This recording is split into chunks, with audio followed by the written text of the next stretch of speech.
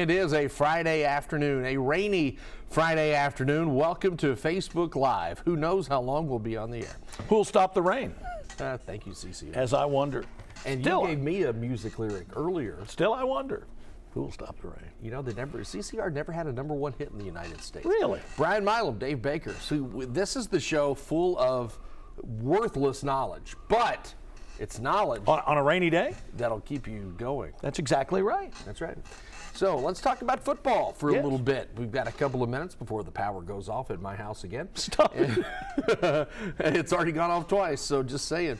UK and Ole Miss, the Ole Miss Rebels down in Oxford. UK has always had I think, an interesting time with the Rebs from 1964 when they met in Jackson when Archie Manning was the quarterback and Ole Miss was #1 and Charlie Bradshaw had the thin 30 all the way up until just a couple of years ago. It's always been a decent game.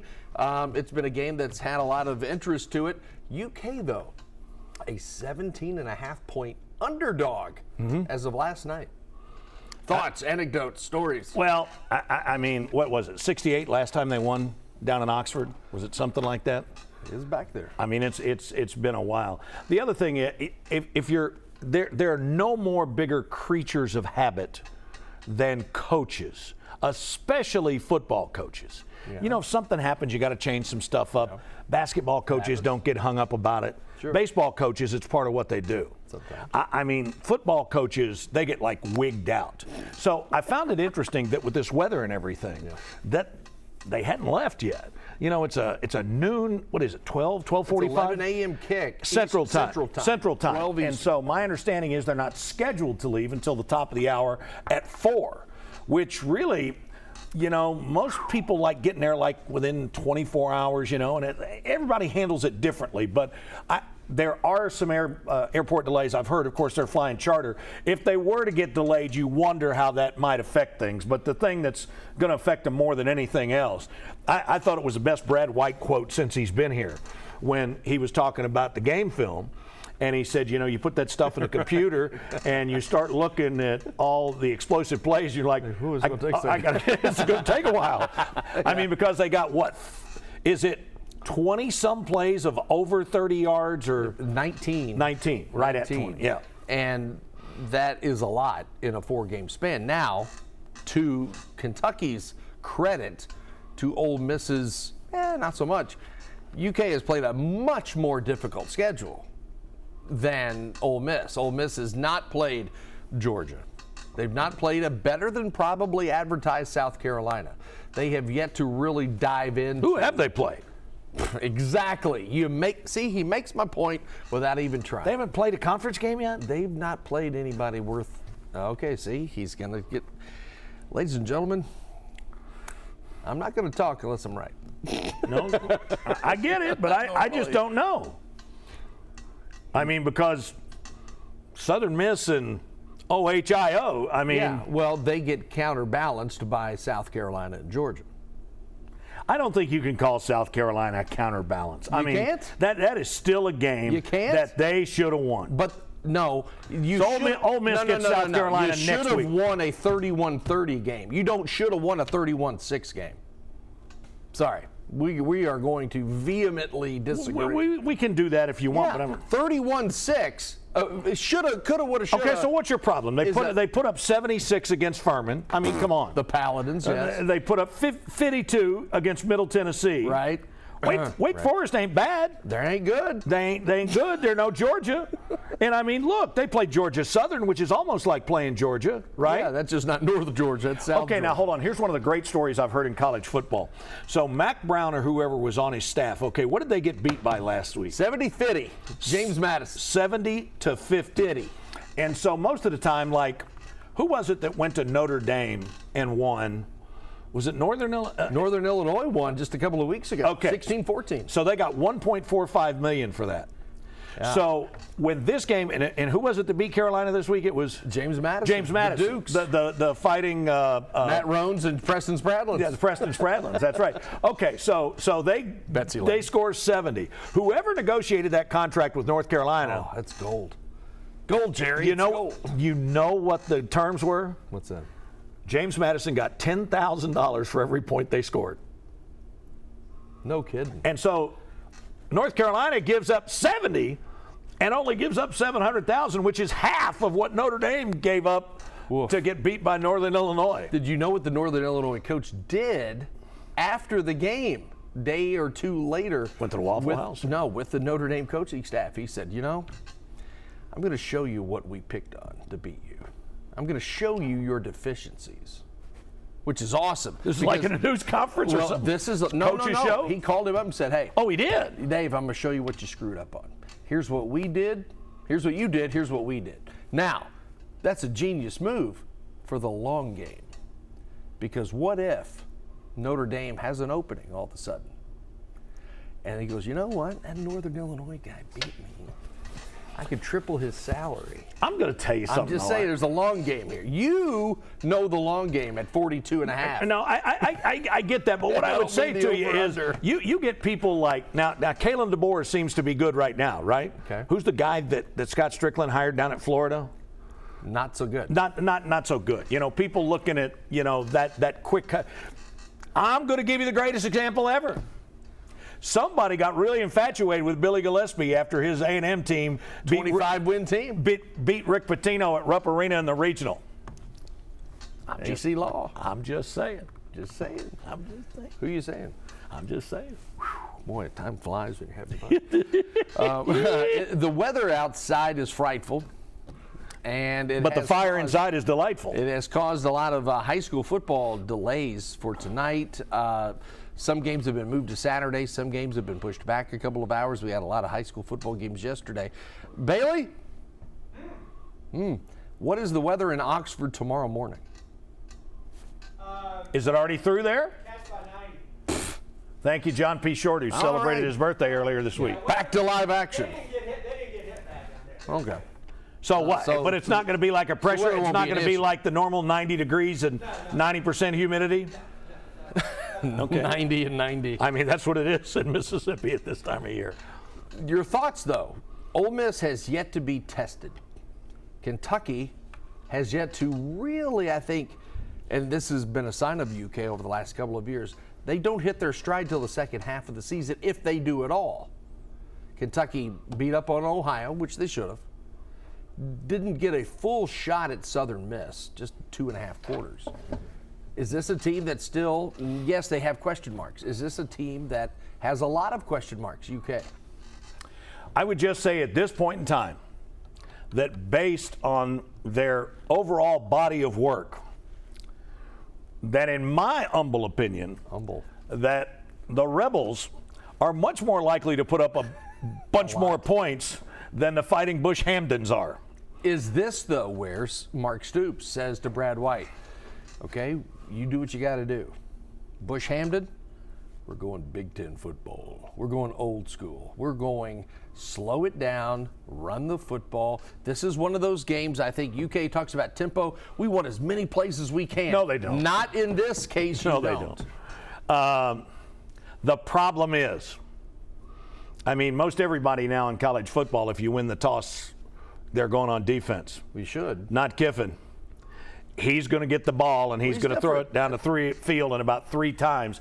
And if they get the lead, you can't play that big boy football trying to catch up. As long as you're within striking distance, you can.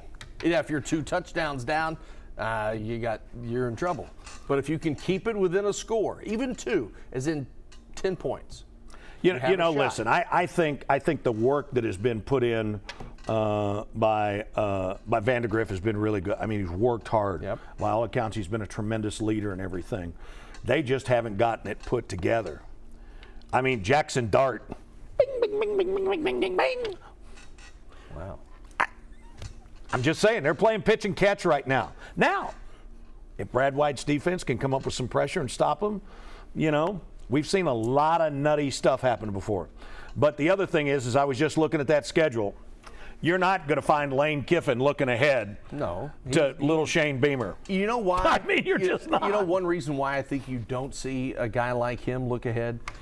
He enjoys the moment. Oh, he absolutely does. I think there are so many kids that look ahead. Oh, man, let's skip this. We got an off week, then we got Alabama, or we've got Georgia, or we've got a rivalry game. I think Lane Kiffin is the embodiment of the mentality of the future in college football, in the fact of, yeah, it's easy to look ahead. It's easy to do this.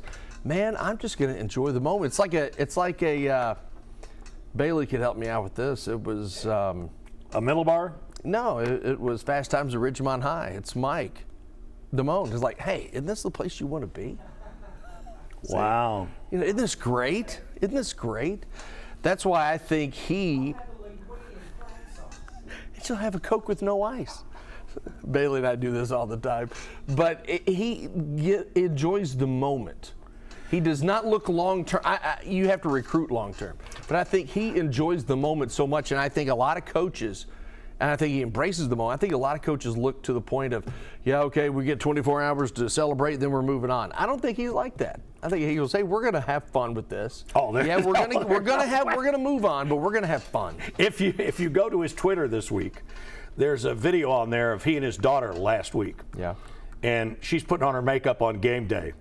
And he's sitting there like every other parent. Watching, like, what are you doing? No, he's like every other dad of daughters. And he's like, oh, so how's the week gone? What's been going on? And she's just putting on makeup. Right. And, of course, the other thing is Juice is supposed to be back this week. You know, Juice is that Labrador retriever of his who's been injured. He said Juice is supposed to be back this week. Okay. And, I mean, I think you can go and if you're inclined to do this, somebody in Vegas could tell you what Ole Miss is at home as a double-digit favorite with Juice. Very good. With Juice. Very good. Best part of UK's football team this year not named Alex Rayner is what? Wow. We ask the tough questions on this show. What do you think? I'm asking you. No, I'll let you go first. You don't answer a question with a question. Come on. Sure you do. No, you don't. Okay, see, that's the point that I'm getting at. I get it. I mean, I think the effort has been really consistent. Absolutely. Except for South Carolina. Well, there was no effort, so that's not a should have won that ball game at 31-6. What I'm saying is when you look at the I mean, you and I have talked about this before. If you're a competitor, okay, Scotty Scheffler has won $580 million or whatever it is this year, right? And they're playing in the President's Cup yesterday. Yeah. And who's he playing? They're playing 4-ball. And it's guys, I think it was Tom Kim. He's a young guy who kind of chirps a little bit. And Tom Kim rolls in about a 15-foot putt. And he and Scheffler are buddies. And he pumps his fist or does something like that. And Scheffler just rolls one in on top of him. And he's screaming like, what was that? What was that? Hold my driver. I mean, this guy, I don't trust a guy with juice two first got names. Flowing, right? I don't trust a guy with two first names. Oh, my gosh. My point is, if you're a competitor, you don't need Mark Stoops to get you ready to play. I mean, I'm telling you, you make a good point about Bailey. It's really like a game. I mean, first and foremost, what he wants to do is keep people safe. And we applaud him for that. Well, he has not worn the helmet this week. Really pours his heart and soul into it. That's because we don't have things. It's the water coming up, not trees coming down. But I'm telling you, it's you want to do it. You want to do it in the most accurate way possible. You want to do it faster than anybody else. And I mean, you're competitive. And whatever it is that you're doing, if that switch doesn't turn on internally. Now, the whole other thing is that you don't know. And I'll agree with you, while this team's play has been good at times, I think it has been unpredictable. Oh, absolutely. Which lends itself, as far as I'm concerned, to not knowing how they're going to come out, A, during an early game in the Central Time Zone, and B, on the road for the first time. Yeah, this is going to be an interesting ball game tomorrow because you have not seen Kentucky at its best. Mm-hmm. I don't think you've seen Kentucky at its half of its best. Because when they have played exceptional, if you will, it was against Southern Miss. Yeah, it was against Ohio. I will say this, and I've said this consistently through the time I've been doing this and time I was doing games. I've always thought that the most difficult game for a team is when they are the road team and you've got a late night kickoff. Because they have to wait all day.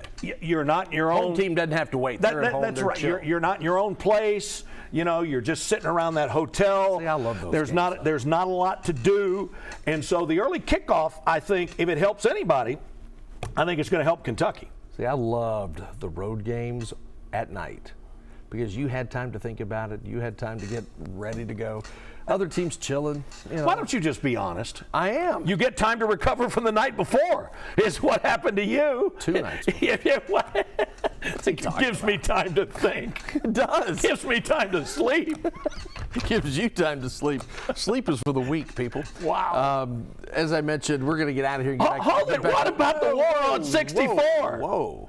What about the war on 64? It never stops. It used to be Montgomery County and Clark County. Now it's MoCo and GRC. I mean, what is this? There are several games that have been postponed to late, like 8:30. Catholic Boyle game you'll see on our station. On the C-Dub. That's been pushed to 8:30. Western Hills was supposed to have a game tonight. That's been moved to Saturday because of Jefferson County Public Schools system and the. As a graduate of the JCPS, can I say dumpster fire? You just did? Yeah. I didn't say it to them. I'm just saying. Wow. They have canceled school today, which is fine. But that also means their Ballard cannot come to Tate's Creek. And that's why the Bullitt County, Shelby County, and Oldham County population is growing. And southern Indiana. So Chris, are they doing that tonight because they think the weather conditions will be better at 8:30? And do they have any actual scientific evidence to lead them to that conclusion? Actual. Winds are coming down just a little bit. So it'll be, in all likelihood, under 40 miles an hour gust. So if you win the coin toss, you want the wind or you don't? It means that at some point during a game, somebody will always be running against the wind. Yeah, and I'm a big fan of that. Big fan of Mr. Seeger. Also, MoCo and GRC used to be Montgomery County and Clark County. Right, it did, right? Whatever happened? They do play at 7:30 still in Winchester. The war on 64. And before you get to Winchester, make sure you go to Robin's Place for the best all-you-can-eat salad, pizza. They close at 9, so you better get there in a hurry. Get there before kickoff. And I'm a big fan. And tell them Brian sent you. And tell him I sent you, and you will not get a discount. Anyway, tomorrow, EKU is at home at 2. And as Walt Wells had said, he's the only show in town this week because UK is on the road. So he expects a big crowd in Richmond. Weather-wise tomorrow in Richmond, I hope it's Fighting all right. Tigers of Georgetown are home at 1:30. Yeah, but I'm just quoting Walt Wells. We're about to take some umbrage here. I'm quoting. Some umbrage. Hey, don't kill the messenger. Kill the message if you don't like it. But EKU is at home, as he mentioned, G-Town, the G-Men. You know what that reminds me? Boys, everybody thinks the biggest game in town is right down here, but let me tell you, it's in this building. It always is. We'll tell you that people story only knew. Ladies and gentlemen, for Dave Baker, I'm Brian Milam. We're going to get out of here. Kentucky and Ole Miss tomorrow at noon Eastern. This has been a heck of an afternoon. You can tell the weather has affected the gentleman to my left. You're right. Until next time, America, we'll see you.